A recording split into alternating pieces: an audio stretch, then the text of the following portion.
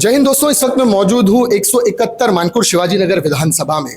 और मैं आपको बता दूं कि जिस तरह से आए दिन मीडिया में ये बात सरेआम चल रही है कि पूरे महाराष्ट्र की नहीं बल्कि पूरे मुंबई की सबसे हॉट सीट अगर किसी को मानी जा रही है तो वो मानकुर शिवाजी नगर की सीट है। दरअसल यहाँ पर दो राजनीति के बड़े दिग्गज जिन्हें कहा जाता है, जो राजनीति में महारत रखते हैं ऐसा कहा जाता है, वो दो दिग्गज नेता इसी क्षेत्र से चुनाव लड़ रहे हैं, जिनमें एक मौजूदा विधायक अबू आसिम आजमी साहब है जो समाजवादी पार्टी को बिलोंग करते हैं, और दूसरे 172 से जो विधायक है पिछले 10 साल से नवाब मलिक साहब जो अजित पवार गुट से यहां पर उम्मीदवार बनाए गए हैं। और यह भी बताया जा रहा है कि ये जो क्षेत्र है यहां पर लड़ाई जो है वो त्रिकोणीय लड़ाई बताई जा रही है, यानी एक तरफ अबू आसिम आजमी, दूसरी तरफ नवाब मलिक और तीसरी तरफ बुलेट पाटिल साहब यहां से खड़े हैं। लेकिन ये त्रिकोणीय लड़ाई के अंदर जो बताया जा रहा है, अक्सर आपने सुना होगा कि बर्मुडा ट्रायंगल भी त्रिकोणी है और ये त्रिकोणी में जो भी फंसा वो डूबा है। असल लड़ाई यहां पर यह है कि इस क्षेत्र के अंदर जो विधायक आए हुए हैं, दो विधायक, इन दोनों को देखते हुए लोगों का ऐसा कहना है कि ये बड़ा है, ये बड़ा है, ये छोटा है, ये बड़ा है। लेकिन मैं बताना यह चाहूंगा कि इसी क्षेत्र से एक जमाने में एक बड़ा नाम, एक बड़ा दिग्गज नेता जिसने गवंडी की राजनीति को बदला, जिसने गवंडी के इतिहास को बदला, जिसने गवंडी की आवाम को बदला, वो शख्स जिनका नाम मरहूम प्रोफेसर जावेद खान साहब हैं, उन्हीं के शहजादे, उन्हीं के सुपुत्र आज आपके सामने हैं जो इस क्षेत्र से चुनाव लड़ रहे हैं। आपके सामने अब जिस वक्त आप जिस शख्स को देख रहे हैं नाजरीन, ये है प्रोफेसर वसीम खान साहब हैं जो कि जावेद खान साहब के शहजादे हैं और इसी क्षेत्र से आज ये मैदान में उतरे हैं। वेल एजुकेटेड पर्सन है, काफी अनुभव है राजनीति का। आज इनसे सवाल करने आए हैं कि आखिर ऐसी जरूरत क्या पड़ गई, दो बड़े दिग्गज महारथियों के सामने आप मैदान में उतरे हैं। कई सवालात है, अवाम के जहन में कई सवालात है, उन तमाम सवालों के जवाबात लेने आज हम इनके पास आए हैं। जावेद खान साहब के आप शहजादे होने के नाते आज आप एक अपने अब्बा के नाम को बरकरार रखते हुए आज जो आप वसीम साहब जो मैदान में उतरे हैं, आपके मैदान में उतरने का असल मकसद क्या है? बदलाव। तो किस तरह का बदलाव आप चाहते हैं? क्या इससे पहले गवंडी की राजनीति में कभी बदलाव आपने नहीं देखा? राजनीति जो गवंडी की है उसमें बदलाव अक्सर हुआ है एक्चुअली पिछले 15 साल छोड़ करके, पर जो भी बदलाव हुआ वो फेवरेबल नहीं हुआ। अगर आप लास्ट के 20-22 साल पकड़ लेते हैं तो बदलाव अगर हुआ, यस, पर बिगड़ा, सुधरा नहीं। हालात अगर बदले पर पॉजिटिवली नहीं, नेगेटिवली, उसका कोई मायने ही नहीं है। वो बदलाव एक्चुअली गिरने की तरह हो गया। जहाँ तक यहाँ पे बदलाव हुआ राजनीति को लेकर के, बहुत ही नेगेटिव बदलाव हो गया। और अभी जो आपने कहा, जो अलग अलग लीडर लोग, उसमें से दो महारथी जो कंटेस्ट कर रहे हैं, उनका ट्रैक रिकॉर्ड देखने के बाद हमें ऐसा महसूस हुआ कि हमें भी इसमें शामिल होना पड़ेगा। वसीम साहब, यहाँ बात काटकर मैं आपको ये कहना चाहूँगा, आप एक एजुकेशन सेक्टर से आते हैं, अल्हम्दुलिल्लाह आपने कई बच्चों को तालीम दी, कई इंस्टीट्यूट आपके चलते हैं। तो एक बिजनेसमैन होने के नाते, एक प्रोफेसर होने के नाते, एक इंस्टीट्यूट चलाने के नाते, इदारा चलाने के नाते, आपने ये ज़रूरत क्यों महसूस की कि अब हमें राजनीति में भी आना चाहिए? इसी की वजह से राजनीति में आने की ज़रूरत महसूस हुई। जो शिक्षक होता है वो चाहता है कि बच्चों की ज़िंदगी सुधरे, लोगों की ज़िंदगी सुधरे। हमारे अब्बू एक ज़माने में बहुत कुछ चेंजेस लाए यहाँ पर। स्कूलें आई, मस्जिदें, मदरसे, मंदिरें आई, रास्ते बने, बिजली आई, पानी की लाइन्स आई, रेगुलराइजेशन जो हुआ, जानते हुए कि क्या पॉसिबल है और उस किस्म की सोच रखते हुए कि ये पॉसिबल है और देखते हुए कि इसकी ज़रूरत है, हमें गवारा नहीं करता है। हमें बदलाव तो लाना ही है क्योंकि हमारी सोच उस किस्म की है। आपके बारे में ये अफवाह है या सच्चाई है, बेहतर आप ही बेहतर जानते हैं, लेकिन ये बताया जा रहा है कि आप यहाँ पर जो दो बड़े दिग्गज नेता की लड़ाई है, इनमें वोट काटने का काम करने के लिए आप मैदान में उतरे। ये ऐसे लांछन, ऐसे आरोप आप पर लगाए जा रहे हैं, क्या कहेंगे इस पे? भाई, हम तो 4 साल से यहाँ पर हैं। अणुशक्ति नगर से बड़े दिग्गज नेता वो तो अभी आए 4 महीने पहले। तो अगर कोई वोट काटने आया तो वो है, हम नहीं। तो क्या आपको लगता है कि आने वाले समय में जिस तरह आज गवंडी, खासकर गवंडी नशे का हब माना जाता है, जिस क्षेत्र से मैं ताल्लुक रखता हूं वहां से हमारे विधायक नवाब मलिक साहब है, वो अपनी किस्मत आजमाने यहाँ पर आए हैं। हम अक्सर कहते हैं कि आप अपने घर में फाका रखे हो, आप अपने घर के बच्चों को भूखा रखे हो और पड़ोस के घर में जाके आप साल भर का राशन भर रहे हो, ये स्थिति हमारी है। नवाब साहब ये कहते हुए आए हैं कि गवंडी से नशे को मुक्त करना है। क्या आपको लगता है कि चीता कैम्प में वो नशा मुक्त कर लिए और अब गवंडी को मुक्त करने आ रहे हैं?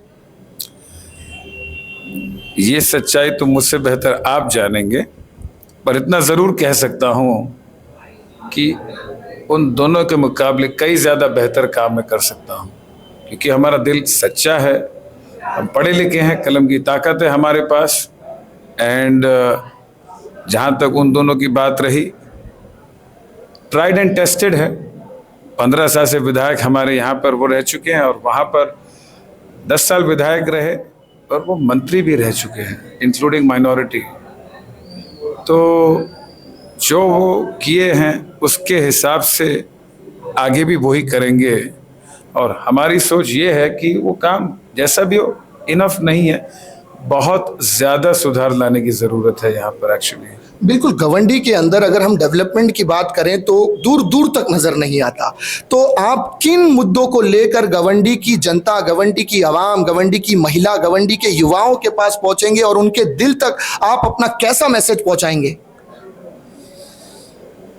गवंडी के हालात ऐसे हैं कि अगर आप पूछेंगे क्या मुद्दे हैं, तकलीफ जो देते हैं, तो इनफाइनाइट लिस्ट है, ख़त्म ही नहीं होती है।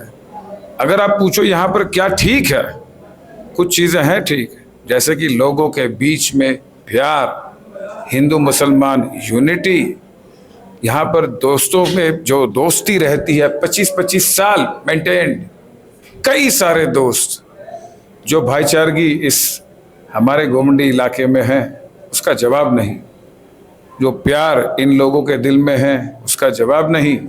सेक्युलरिज्म की बात करते हैं लोग, गोवंडी है सेक्युलर। यहाँ पर हर आदमी एक दूसरे को अपना भाई बहन मानता है और मिल करके एक एक त्यौहार सेलिब्रेट करते हैं, एक एक काम करते हैं। बहुत खूबसूरती है हमारे गोवंडी में। और उसके अलावा बहुत बदसूरती भी है।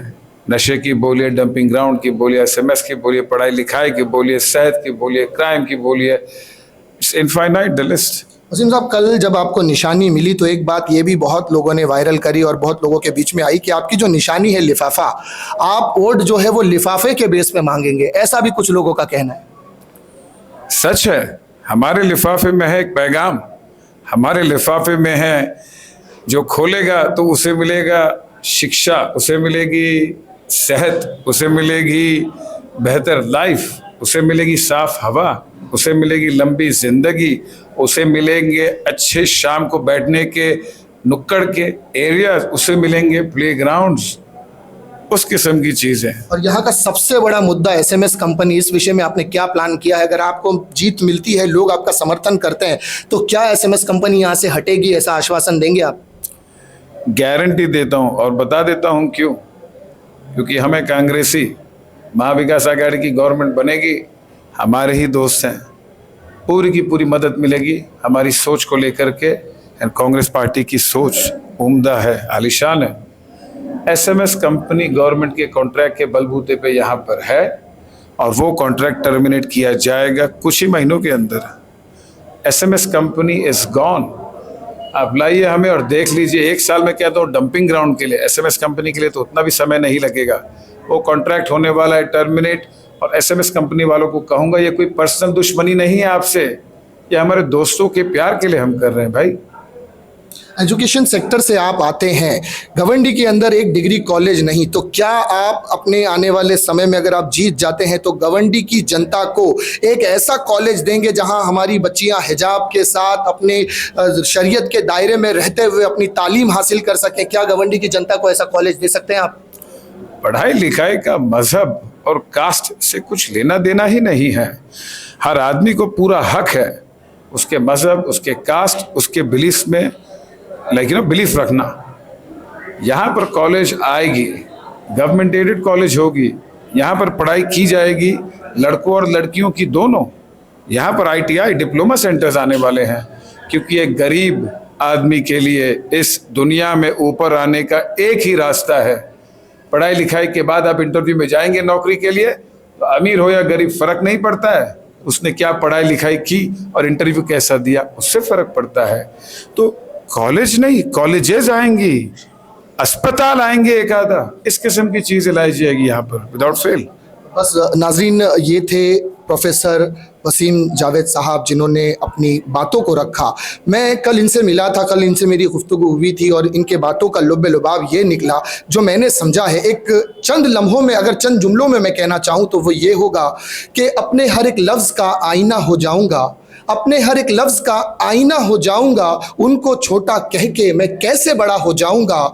तुम गिराने में लगे थे तुमने सोचा ही नहीं, तुम गिराने में लगे थे तुमने सोचा ही नहीं, मैं गिरा तो मसला बन के खड़ा हो जाऊंगा, मैं गिरा तो मसला बन के खड़ा हो जाऊंगा। और मुझको चलने दो, अकेला है अभी मेरा सफ़र, मुझको चलने दो, अकेला है अभी मेरा सफ़र, रास्ता रोका गया तो काफिला बन जाऊंगा। और ये काफिला बन चुके हैं।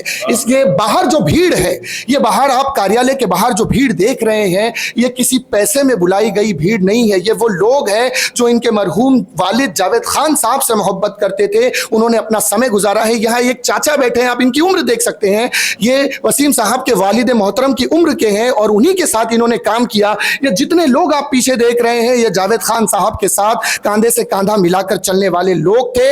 आज भले ही इंडियन अलायंस बन चुका है, लेकिन उन्होंने अपने मरहूम नेता का साथ देना गवारा किया और उन लोगों का साथ छोड़कर आज उनके साहबजादे वसीम साहब के साथ खड़े हैं, क्योंकि ये जानते हैं, क्योंकि एकमात्र मुसलमानों को अगर अपना हक दिलाना है तो उन्हें एजुकेशन देना होगा, अगर उन्हें नशे से दूर रखना है तो उन्हें एजुकेशन देना होगा, उन्हें समाज में इज्जत के साथ, रुतबे के साथ सर उठाकर चलने का पैगाम देना है तो उन्हें एजुकेशन देना होगा। और इसी मुद्दे को लेकर वसीम साहब इस मैदान में उतरे हैं। दुआ करते हैं कि जीत हार अल्लाह के हाथ है, लेकिन ये सोच अगर इनकी है तो इस सोच पे इनको कामयाबी मिले। सामने भले ही कितने दिग्गज है, लेकिन इसी इरादे के साथ ये मैदान में है। देखते हैं गवंडी की जनता का कितना इन्हें समर्थन मिलता है। क्या वो नशेड़ियों का कारोबार करने वालों के साथ जाते हैं या हाथ में कलम देके अपना हक सरकार से मांगने वालों के साथ जाते हैं। फिलहाल के लिए इतना ही नाजरीन। इसी तरह की खबरों के लिए चैनल को सब्सक्राइब करें। मैं सिराज शेख, हिंदुस्तान डेली से फिर मिलूंगा किसी अगली खबर के साथ। तब तक के लिए जय हिंद।